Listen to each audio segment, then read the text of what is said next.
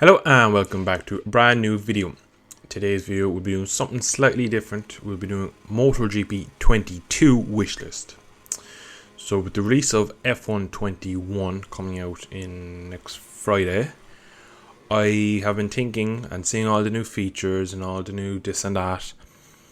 And I often see big GP YouTubers or F1 YouTubers putting out these videos at the end of the game cycle. So for GP it would be kind of March time because the game comes out mid-April, late April, whatever.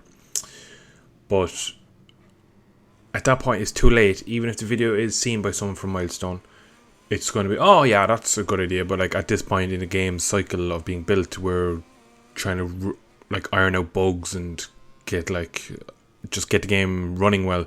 It's not about implementing new features or changing the way whatever. It's too late for stuff. So I've decided better to go early, get it out there. I already know for years what it needs to be fixed. If they listen, we'll have a great game. If they will, we'll see. So I'm going to start off first. Now on screen you'll see some, I think probably, I'm recording the audio before I actually have the gameplay, so it'll probably be just some online races, just so you have something to look at while you're listening to me. But we're going to start with number one, which is audio. Now every year they do make a slight improvement. But a slight improvement is kind of like, yeah, it's slightly better. It's a bit more, maybe there's a bit more exhaust note, there's a bit more crackles under, on the overrun and stuff like that. But it's never, wow. It's never Forza level good. I know four people hate Forza, but Forza can get the audio quite well.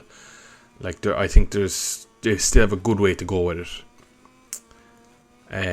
Especially the lower classes, the Moto 2 and the Moto 3s can from game to game they sound different and weird, whereas they don't change. A 250 Honda or a KTM or a 765 Triumph engine has been the same for years, and so it's not a matter of fact that each year changes slightly and it's a new engine or this and that. It's the same bike. The audio should be consistent and it should be consistently better. So a big improvement to audio would be, now these are all in just random order. This isn't like number one. My most preferential isn't audio. It's just, I just wrote them down and I'm going to through them this way. But audio is number one for me. Number two is physics. Every year the physics changes. And at the start of the game it's fresh, it's new, it's different, which is grand. But they're always upset a lot of people with the physics. Personally, I want the most realistic physics. Got it out eventually. Physics for the games. I much rather a game that is hard but is realistic over a game that is arcadey and easy to ride. Because I feel like you get a lot more enjoyment, or I personally get a lot more enjoyment out of a game that is hard but is also rewarding because it's realistic. Now I think the current GP game is a good step in the direction of positive in a lot of areas. If you look at when they moved to the Unreal Engine 4 engine, they went to MotoGP 18, absolute horseshit. GP 19 was a better step, but it was broken in so many ways. GP 20 was hit or miss. It was, the braking was all over the place. The stoppies were just stupid. Now I know GP 21 has the stoppies and stuff, but the bikes are so much better. The front end feels a bit weird and I don't really like it, but everything else I'm quite okay with. I can ride and I actually do enjoy the game. But yeah, that physics, again, just they can make another step into physics. I actually would like a game where the front end maybe is a bit more on edge. If you think back to Ride 2, where the front end wasn't a certain, you could tuck the front and be surprised about it. I think that's what you need in the game. It keeps it fresh. If you have a front end that, if you brake later and you just trail brake all the way to the apex, run wide and you get no penalty, you lose 3/10. Okay, fair enough. But if you outbrake stuff, you have to pick the bike up because you'll crash. That's the way I think it should be. It shouldn't be like the front end in the current game is just retarded. It's just you can brake forever. Now that is also doubled with the fact the brakes don't feel necessarily strong. So again, braking needs a little reworking on front end. The rear end where you can slide it is a bit better. It doesn't feel as arcadey, feels and looks a lot more realistic. So yeah, physics number 2. Now number 3 is something most games have and GP don't, and it's a finished game. And what I mean by that is when the game comes out, it comes out on the 29th of April 2022, or whenever the date is, I don't know, because it's way too far in the future. A game that is finished. Not a game that has, we've updated deliveries for the MotoGP bikes. The Moto2 bikes are the same as last year. The same with the Moto3. We didn't put Moto E in yet. The game needs to be finished before you get it. Imagine F1 going, we've updated Lewis Hamilton's helmet and his car, and George Russell's Williams is still last year's Williams, and we have no F2. The F1 community would be in uproar. And for some reason, our community can just go, it is what it is. No, Moto E, I don't think is personally a big loss. It's come out in the latest patch, and I have not touched it. It's something that people kind of piss about with. It's good to have there. Like it's content, but it's more like filler content. I don't see anyone using it that often, but I could be wrong. But as I was saying, with deliveries, that pisses a lot of people off. That the fact they put a game out that doesn't have the current season deliveries. Again, if you look at FIFA, imagine in FIFA they said, we have Barcelona's new kit, we have Liverpool's new kit, we have Manchester United's new kit, but we don't have Wolves' new kit. Wolves is last year's kit, and game comes out in September, and for Christmas we'll have Wolves' new kit. Uproar. There would be uproar, and I think GP needs to get with the times. They can't be putting out a game that's at 75%. I would rather wait another 2 weeks, 3 weeks for them to knock out deliveries and get it done. I don't think it's personally that hard. I could be wrong. I'm not a game developer, so yeah. But I know people who do mods for deliveries, and they don't take personally long for one man to do a couple of deliveries. So I don't see why a team at Milestone couldn't knock it out, but they do multiple games and all that, so I do understand. Now, number 4 is something I get from other games, and it's a league mode. Online leagues in GP are probably the best and most enjoyable and the most competitive outside of esports. Esports is getting better, but it's like the fact that in like the first years they had no tire wear, and it was just like it was a fancy, like there's no point in it really. Like if there's no tire wear, it's not anywhere near real life. It's not realistic. There's a team here where I like to be realistic, and I like realistic games. But anyway, a league mode. So they brought in not the spectator mode. I can't think of the name of it now. The race. You could control the lobby. I don't know. I can't. My brain's gone blank now. But you could control the lobby, and you could be the host and all that crack, and you could set up everything, and you could watch over it, and you could be race direction mode or something. I don't know. Anyway, you know the one I'm on about. I'll probably throw a little thing on screen showing what I'm trying to say. But a league mode where you can set up a league, and you can set it to every time, and you can set it multiple times a week, and you can set up like a championship in it. You can set up your own rule set, only bikes. You can adjust it all. I know now that's just you can do it all online, but if they could track it a bit better and have stats and kind of make it more, just make a game mode out of it for league racing, because league racing is very big on MotoGP games, because online racing is it's just messy. There's too many fools on it that don't know what they're doing. And look, fair enough, a lot of people aren't pro players. A lot of people just play it and they can't do a lot but stay on track, and that's fine.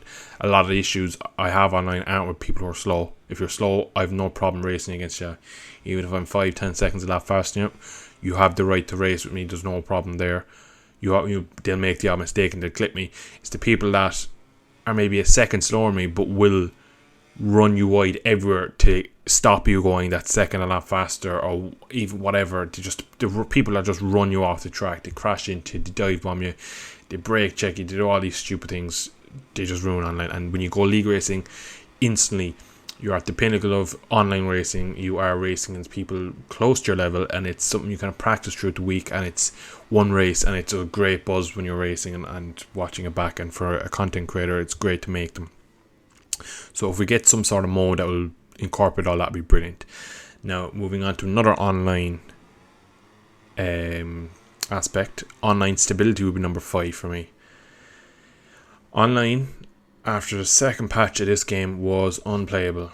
You will notice in my channel there's a gap between online videos because it was just unplayable.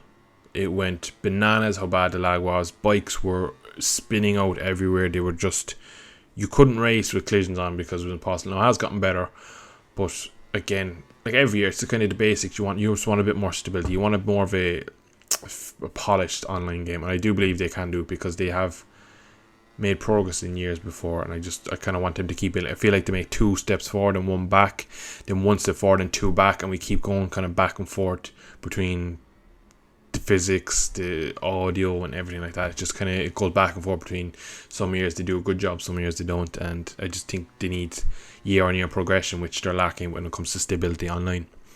Now, number 6 again is online related. It's an online ranking, something F1 has, and would kind of fix the randomness of an online lobby. If you could get into, let's say you do 10 races to get placement, and it could be a silver, a bronze, a gold, and then you have platinum and carbon and whatever. You could aluminium. You could give all these different types of awards or rankings or whatever you want to do it. You could go down like an ultimate team where you have kind of bronze 1, 2, 3, gold 1, 2, 3, silver 1, 2, 3, and all these kind of different rankings. I do believe that would be quite good, because then you get into a lobby and you go, oh, there's a gold level rider in here versus a load of silvers. He's the prime rider to beat and all this, and it'll be more than just racing a load of random letters and numbers of people's names that you don't know, you've never heard of, and you don't know their level. If you got into a level where you're all platinum level riders, you know you're extremely good riders and you're the prime riders on the game, whatever. Something like that to make like kind of a ranking system, a leveling up system, everything, just to make online more than just a random 3-lap race at Mugello, to kind of make something you can work towards. So I think that is something they really need to bring in. F1 has a very good system, and I do believe GP needs it. So number 7 is career mode related. Career mode overhaul. Career mode is dull. It just is dull. It's featureless. It's lackluster. It is what it is. They haven't really, since VR46, they've kind of gone backwards. I think they need to do a bit more when it comes to the team management. Is a good aspect, fair enough, I like that. But the likes of if you're a rider career, you just literally do ride races and you have a champion. It's like doing a championship. You don't feel like you're doing the career mode or whatever. You pick a bike at the start of the year. I think they need to make it harder to get better bikes, to get into better teams. You could do like 5 races in Moto3 and then already a top team in Moto2 well, it's just not realistic. No, I'm not saying that you have to do 3 years in Moto3 before you can get a Moto2 ride. I do believe you should have to work a bit harder to get a higher level ride, but there's other features as well that they could bring in, like rider transfers. I know now it comes down to licensing and all that crack, but F1 for years said they couldn't, and they've managed to do it, so maybe Milestone could follow suit with that. So I think career mode needs a complete overhaul. Maybe some kind of I have much F1 footage now of the new game because I don't want to spoil it, and I'm going to do some content on that, so look forward to that for anyone who's interested. But they have like a social media section and all this kind of like interviews and all. It just makes the game a lot more, feels like you're actually doing something than just going race, and then, oh, I'm champion, oh, there's a weird cutscene that I haven't seen before, no, I'm on a GP bike, I know I'm riding against Rossi, whatever. It's quite dull, and I think it needs a massive overhaul. Now, number 8 is a single player mode. I'll call it a challenge mode, where we have had them over the years where you have to recreate real life events. Like you have to beat Lorenzo with a lap to go at Barcelona, or Marquez, and fight your way back from running off track or stuff like that. And they're grand, and for the very casual player, they're probably a little bit tricky to get the goal times and all these.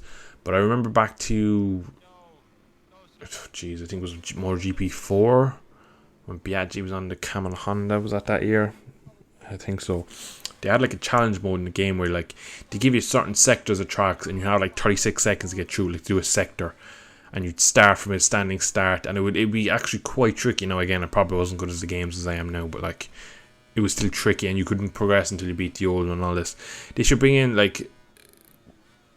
you have to hit a certain speed and get stopped before the markers and stuff like this. Make something a little tricky and kind of pass 3 riders in the last sector of the lap, or couldn't just mix it up, have loads of different ones, go in and out of all the classes, different riders, different weather, different tracks, just something other than time trial, online and career mode, because Time trial, you're just riding around for your own sake. Career mode does not much. It's kind of the most fluffed out, but it's still kind of dull. And online is just, well, you're just kind of pissing about doing races with randoms. There's no kind of enjoyment other than the gameplay. The game, other than that, is quite dull and boring, unfortunately. Now, this is for number 9, would be for newer players. It would be more of an in-depth tutorial. Again, going back to the older games, they did a lot more in explaining how to do things, and you did a lot more tutorials. I find it would be great if they gave the option at starting it, like they did in this year, but a lot more detail about how to ride in different conditions. Have someone voice it and explain it, because you can read something and it don't process it the right way, but if you have someone explain it, like a YouTube video, like I do in my tips and tricks series, you will understand it more. And if you see it on screen, and if you have to go and get an objective, like I can't think of anything now, but like maybe spend less than 30% of the lap braking at Sepang for a lap, or like stick to the racing line for like the whole sector and not very often and stuff like that, just like to show how and what you need to do to ride bikes at a high level to go faster, because a lot of people will pick these games up and they won't know where to start and they won't know how to ride, and they will be all over the place. So an in-depth tutorial at the start of the game that you can kind of go back and forth to at all times would be number 9 for me.